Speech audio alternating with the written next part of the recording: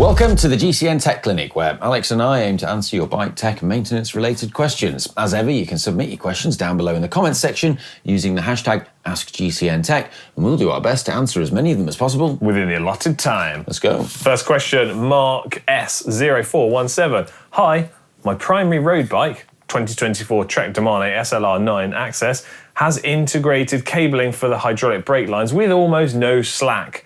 This makes packing the bike for travel very time-consuming and error-prone. I not only need to remove the stem, but also snap open the headset spacers.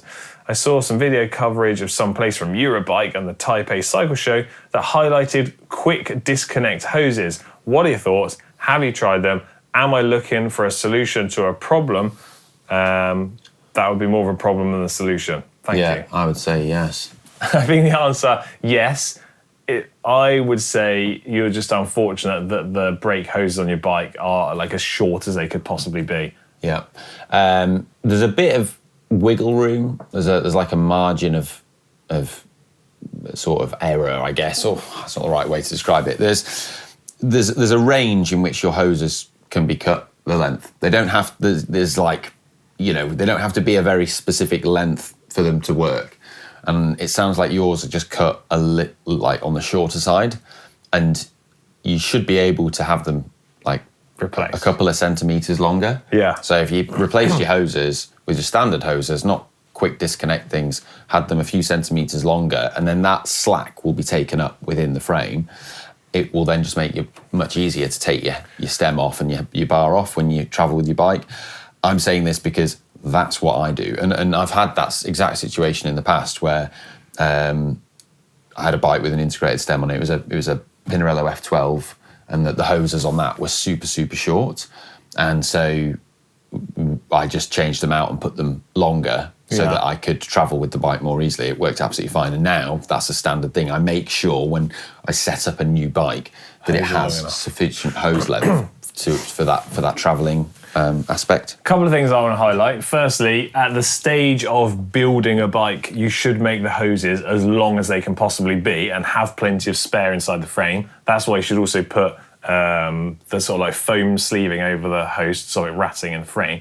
And then what happens over time is, if you've got internal cable routing, or hoses, sorry, as you have to dismantle the bike for, say, headset servicing or replacement, each time they have to cut a little bit off the hose to put a new end on. So after you've had like 2 headsets, typically you're like, oh, the hose is now this much shorter. And then normally you're going to have to have the hose replaced at the same time. In terms of this quick release coupling, I actually thought about this before, and I think the solution is actually quite good and innovative, but it just doesn't work with internal routing, because the only place you would be able to have it is away from like the headset, so that it's not bashing on all the stuff and interfering with the steering. And then if it's away from the headset, it's going to be buried deep in the frame. You can't access it. So it's only really going to work for externally routed hoses, which this bike doesn't have. Another common thing that I think people do is when people change the length of their stem or their bar. Yeah. You've got to factor in, if you've got like internally routed stuff, that's going to affect the cable length. So sometimes people have put like a longer stem on their bike, so the cable has to travel an extra 2 centimeters, you know, and that can be the difference between it then being really tight and not working. Yeah. So just remember things like that. Next question is from Ruben Alexio, who says, I got a question. I do some local races, around 20 per year, where 15 of them are mountain bike and 5 are road races, but 95% of my training is on the road bike. I'm considering upgrading my bearings to ceramic bearings, pulley wheels, bottom brackets and wheels. On which bike would this be better? Which bike would I have more gains? Right. We're going to throw it out there. Firstly, I feel like I have to do this anytime we discuss ceramic bearings. They're a super, super, super marginal gain, right? They need to come at the... You've done every possible upgrade you want to make to your bike, unless you really just want them. Like on a pure performance thing, they're the smallest of the smallest advantages, right? I think we can all agree on this. Yep. In this exact scenario, what I would be considering doing would be putting them onto my road bike, because that's likely to be the bike which covers the most use duration. And then if you've got ceramic bearings from a reputable premium brand, most of them will come with a lifetime warranty. So provided you service them, if they somehow happen to wear out, break, or go wrong, you can get some new ones. And within the ceramic bearings itself, I would put bottom bracket first. Yeah, okay. I can get on board with that. And I'd put pulley wheel last. But also, before you even get onto the ceramic bearings, like what Alex says, what clothing are you wearing? Yeah. Have you got like a really good skin suit? Because that's going to give you way more bang for your buck in terms of performance and what's saved. Yeah. Way more. I think if you just want ceramic bearings, that's cool. Go for it. I'd put them on your road bike. If your goal is to be faster and improve your performance, try other bits first. Have you done everything else? Yeah. Because this is the last thing. Yeah, I think that's fair, isn't it?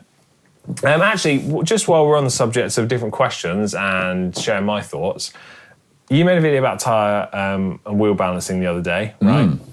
And I've seen quite a few similar themed questions coming up in the comments, and I had the same question myself, so I thought I'm going to ask you, and hopefully the information will be helpful for everyone at home, right? Okay. So, first thing, we're talking about balancing wheels and tyres. If you run a tubeless tyre setup, does the sealant inside the tyre not kind of just automatically balance the wheel? Yes and no. So people go, oh, well, you can't balance a wheel if it's tubeless because you put the sealant in and it flows to the one place at the bottom of the tyre. Yeah. And so, while that is correct, when the wheel actually starts to spin, it acts as a centrifuge. And those centrifugal forces evenly distribute the liquid sealant around the tyre and push it to the extremity, okay? And so it then balances, but the thing is that if there is an already pre-existing heavy spot in the wheel, which is either in the wheel or the tyre or both, you still seem to have the wheel unbalanced. And the reason for this, the reason why I can see this is when I've put a tubeless wheel that I've not balanced, set up tubeless, and then spun it up in the stand, you're still getting that oscillation from the back, the wheel being unbalanced. It's still shaking. So it still feels like it needs some actual balancing of the wheel and tyre. Okay, so it's a no to sealant in terms of like auto balancing. But what about, again, more people raise this in the comments, tyre beads. Now this is something I've seen from like automotive industries, and I've seen other videos covering the subject. It's like tyre balancing beads. It seems like you just chuck them into your tyre and somehow they distribute themselves to the points that they need to be. So is this a thing? Have you heard about it? Does it work? I don't know. No, so people referenced the video and that's online, and I checked that out, and the answer is I don't know. It feels like it's something, so that's it's intriguing proposition. It'd be worth trying. I think we should try that on a bike and see if it works in a bike tyre. I think the only thing that I'm going to predict might happen is it gets a bit annoying. So if you've got little beads inside your tyre cavity, then that's going to get annoying because it's going to sound like a rattle.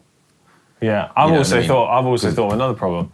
Well, how does it work with sealant? Yeah, they're all going to like gum up together, and you have one giant globule of like balancing. So once you've then got sealant in the equation.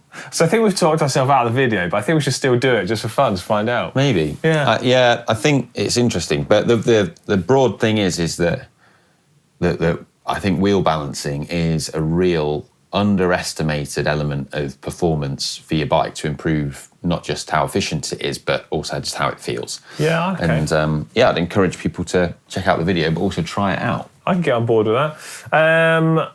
Michaela 2Z, they say, how many downshifts could I get with 105 Shimano 11 speed per stroke? I've realised I only get 2 downshifts and a third gear engages, but the shifter does not lock in. So when I release the lever, it drops back up a gear. I can't remember if I should get 2 or 3 gears per stroke of the lever.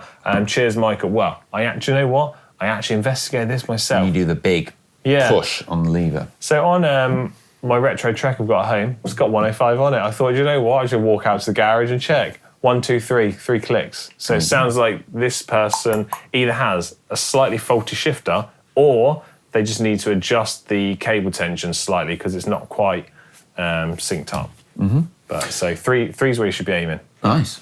Colin B next. He says, when it comes to tyre choice on race days, Are there different tyres for wet and dry conditions? If so, is it worth changing them to suit the conditions? This is something that we've discussed before on the channel, and at present, no, there isn't really specific wet weather tyres. Temperature related. Yeah, tyres are more temperature related. And so tyres, also the tyres that tend to be better for colder conditions also tend to be more like considerably slower tyres in terms of rolling resistance and tend to have a lot more puncture protection. And so you wouldn't really want to race on them. There isn't at the moment a fast rolling race tyre that has some added compound features or a compound tweaked for the wet. No. That's something that does exist within motorsport, but it's not something that exists within cycling. Yeah. What you do, where you will get the big gain in wet conditions is pressure.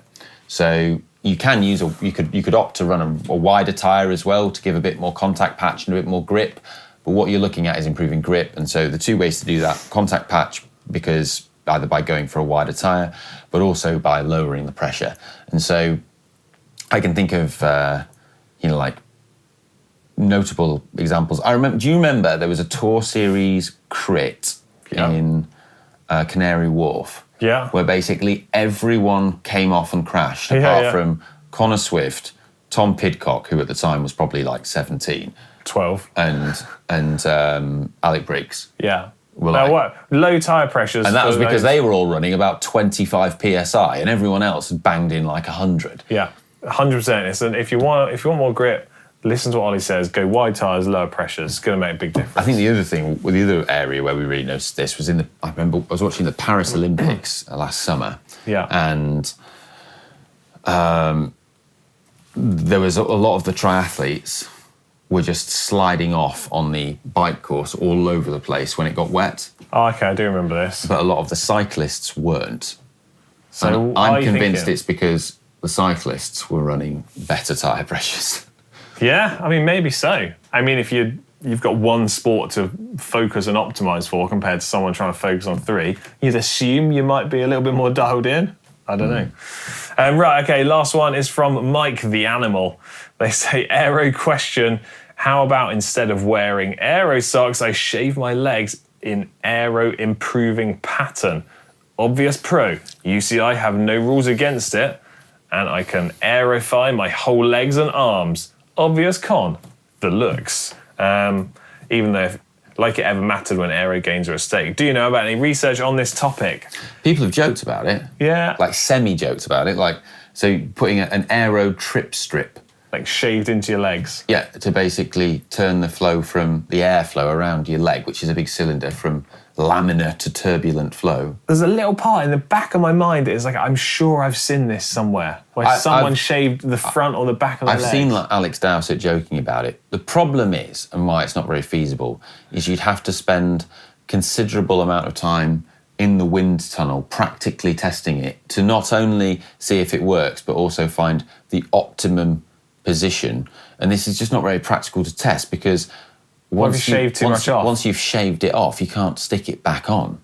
Yeah. So, and then it's very, very hard to do. You know what to do? Just buy Aero socks for like £12. Buy Aero socks, yeah. I mean, even when you look at the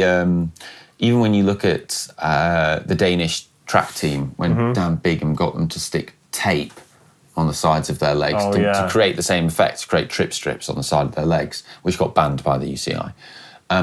They will have spent time in the wind tunnel, like I'm probably optimising the exact position to put that on each rider. Tape's a lot easier to try with trial and error though, isn't it? It is, yeah.